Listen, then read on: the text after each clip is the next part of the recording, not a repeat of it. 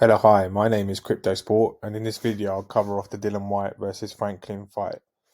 Before we get started, if you can hit the like and subscribe button, currently sitting at 353 subscribers, hoping to hit the 1,000 mark as soon as possible.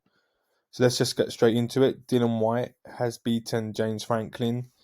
On the scorecards, it was one judge had it even at 115, 115. Another judge had it, but two of the other judges had it as a split majority decision for him at 116, 112. I have to be honest, I did not score that fight that way. I think Dillain Whyte was quite flat throughout the fight. I think his trainer, Buddy McGurk, was telling him to stay in his shell, quote unquote. I actually had Franklin winning by quite a fair distance myself. I do think Dillain Whyte needs to make some changes if he's going to be fighting Anthony Joshua next.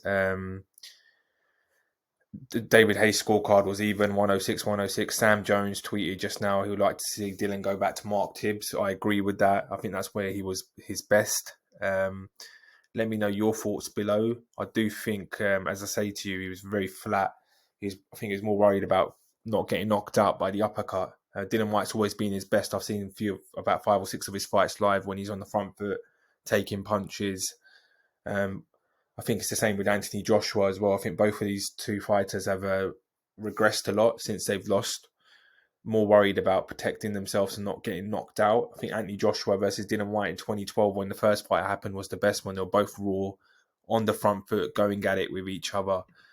Let's take a look at the comments below. But everyone's saying the same thing. Franklin robbed.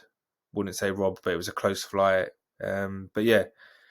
Let me know your thoughts below. I don't think Dillain won it, especially 116, 112. I think that's quite wide. If he did win it, it would be about 1 or 2 rounds. Towards the end of the fight, he nearly knocked out Franklin, and I think he should have applied that pressure early on in the fight.